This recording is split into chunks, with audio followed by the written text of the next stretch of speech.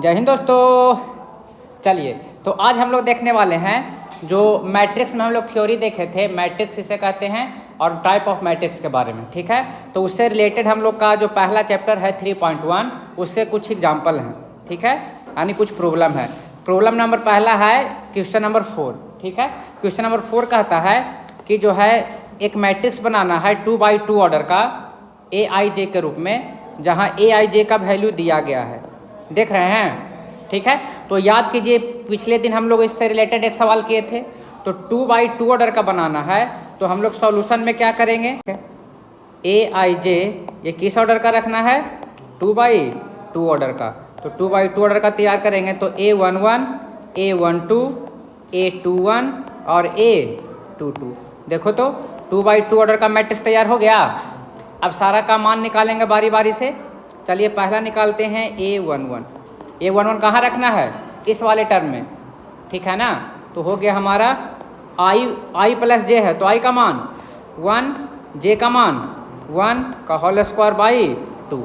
पता चला ना 1 और 2 कहाँ से आ रहा है, जो क्योंकि ये जो IJ के फॉर्म में लिखते हैं वही यहाँ I का मान 1, J का मान 1।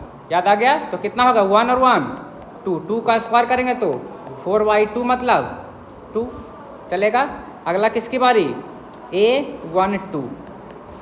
अरे सर I का मान 1 और J का मान 2 का होल स्क्वायर बाई 2, तो 2 और 1 3 का स्क्वायर करेंगे 9/2। अगला किसका बारी है, A21। ठीक है, तो क्या हो गया यहाँ से I का मान 2 और J का मान 1 का होल स्क्वायर बाई 2, तो 3 का स्क्वायर करेंगे 9/2। और चौथा है A22। I का मान 2, J का मान भी 2 का होल स्क्वायर बाई 2, तो 2 और 2 4 का स्क्वायर करेंगे 16/2 मतलब 8। तो सारा वैल्यू निकल गया, इसलिए हमारा मैट्रिक्स क्या हो गया। इसलिए मैट्रिक्स AIJ जो हम लोग को बोल रहा है 2x2 ऑर्डर का, ठीक है, जो लिखे हैं A11 की जगह कितना लिखेंगे 2, A12 की जगह 9/2, A21 के जगह पे 9/2 और A22 की जगह पे 8। बोलिए किसी को कोई डाउट तो? आसान था ना? ठीक है, पिछला दिन ही ऐसा प्रैक्टिस किए थे, सेम टू सेम सवाल। किसी को कोई कन्फ्यूजन इसमें नहीं। नेक्स्ट सवाल की ओर चलते हैं। नेक्स्ट कहता है कि फिर मैट्रिक्स तैयार करना है, और यहाँ पे ऑर्डर कितना है 3/4 ऑर्डर का। ठीक है, तो चलिए भाई 3/4 ऑर्डर का सबसे पहले मैट्रिक्स तैयार करते हैं। तो A =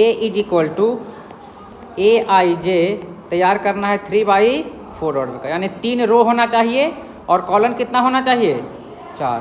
तो A11, A12, A13, A14, A21, A22, A23, A24, A31, A32, A33, A34। देखो तो आ गया, किस ऑर्डर का है 3/4 ऑर्डर का, 3 रो और 4 कॉलम। और हम लोग को यहाँ पे मैट्रिक्स दिया गया है, कौन सा लेना है, AIJ दिया गया है 1/2 mod 3I प्लस J। ठीक है, तो चलिए भाई इस वैल्यू का वैल्यू कलेक्ट करते हैं। तो यहाँ से हम लोग का हो गया, सबसे पहले किसकी बारी, A11। तो अगर 1/2 mod -3 और I का मान 1 प्लस J का मान 1। बस 1, देखो ना A11 के लिए है, तो I और J दोनों 1 और 1 हो गया। तो 3 में से 1 गया -2, -3 में से, और मॉड है तो क्या बना देगा प्लस, तो 2/2 मतलब कितना आ गया 1। अगला जाइए किसकी बारी, A12 का। A12 किए तो 1/2 मॉड -3 I का मान 1 और J का मान 2। ठीक है, तो 3 में से 2 गया 1, तो मॉड से बाहर आएगा तो 1/2 ही रह गया। ठीक है, तीसरा है A13, 1/2 मॉड -3 I का मान 1 और J का मान 3, तो 3 में से 3 गया 0।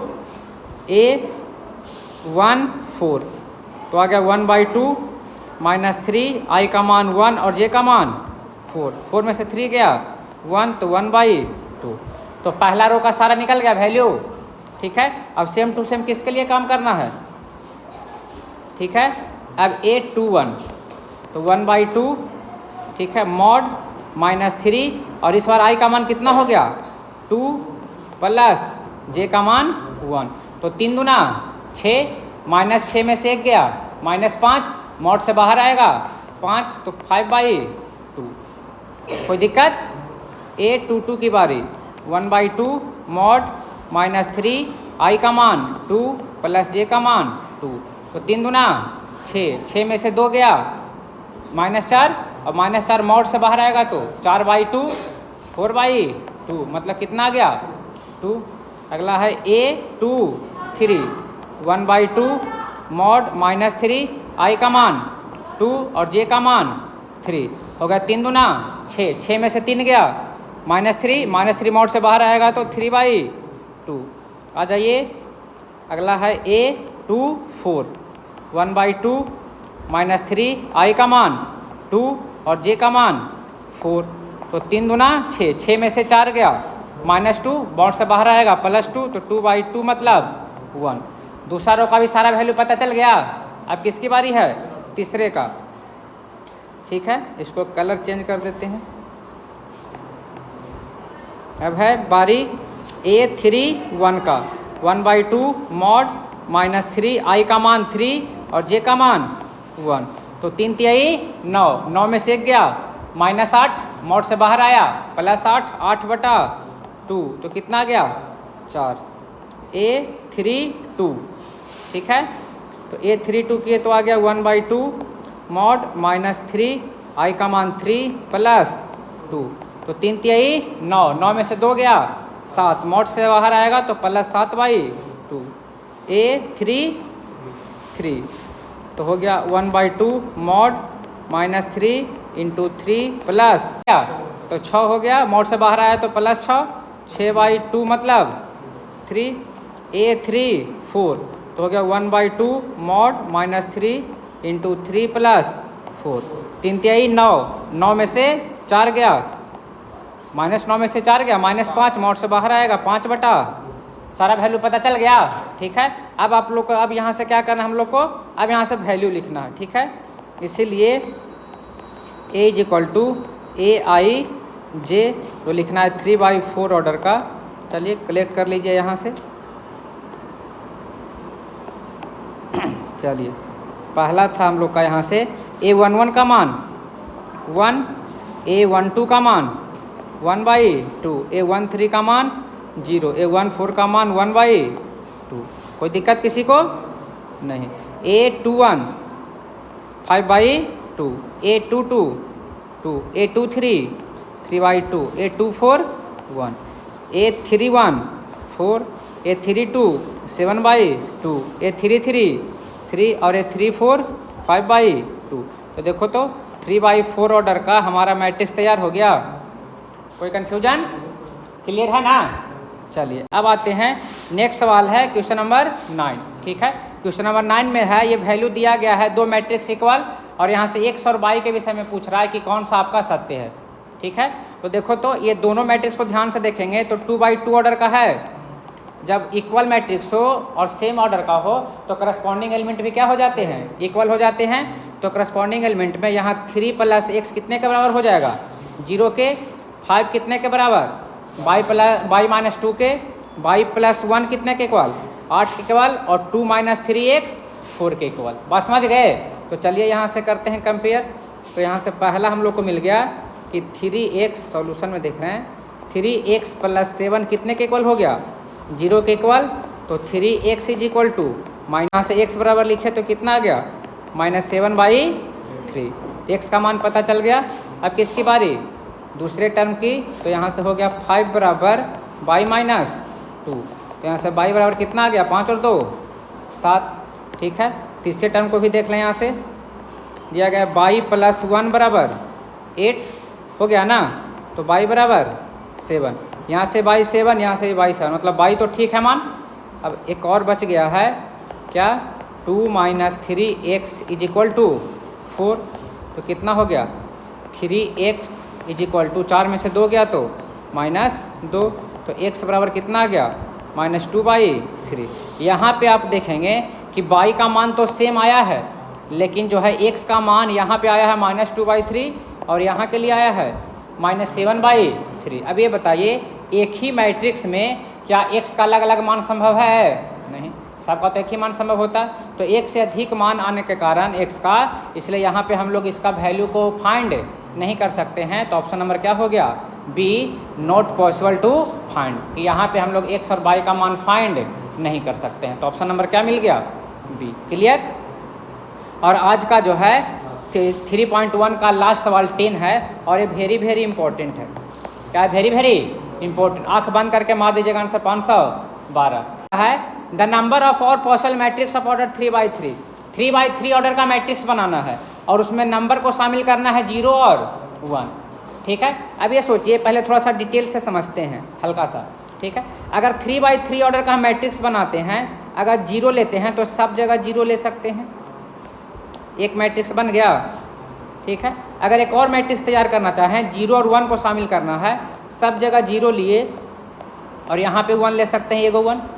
अब ये 1 कई प्रकार से चेंज कर सकते हैं, 0 0 0 0 0 0 0 1 0। देखो तो एक 1 है, तो एक 1 तो कई प्रकार से लिख सकते हैं, 9 प्रकार से हो जाएगा, जगह चेंज करेंगे तो। वैसे ही जो है अगर 2 को 1 लेंगे, 1 1 1 1 0 0 0 0 0 0 0। अब 2 1 लेके बहुत प्रकार से बनाया जा सकता है। ठीक है, यही को 1 जो है 1 0 1 0 0 0 0 0 0। बात समझ रहे ना है? तो कितना सारा बनाया जा सकता है? बहुत सारा। अब इस प्रकार से बनाना शुरू करेंगे तो मैं आज थक ही जाएगा। सोच लो 512 बार लिखाएगा, ढूंढते रहना क्या कौन अलग छूट गया। ठीक है, इसीलिए कंडीशन क्या होता है? ठीक है, नंबर ऑफ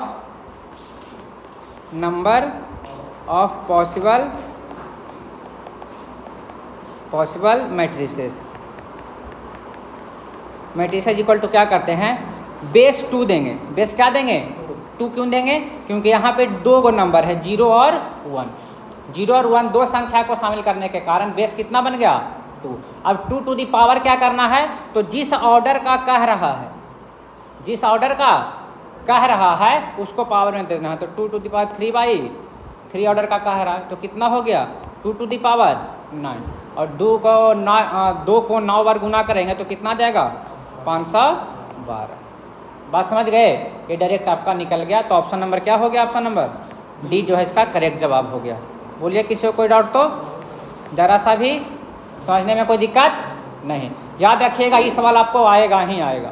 ठीक है, तो आज के लिए इसमें इतना ही रहने देते हैं। नेक्स्ट क्लास में जो है हम लोग जो है चलेंगे एक्सरसाइज 3.2 के थ्योरी की ओर मैट्रिक्स का। ठीक है, कि मैट्रिक्स को जोड़ेंगे कैसे, मैट्रिक्स को घटाएंगे कैसे, मैट्रिक्स को गुना कैसे करेंगे, ये सारी चीज़ें सीखेंगे हम लोग मंडे से। ठीक है, चलो आज के लिए इतना ही।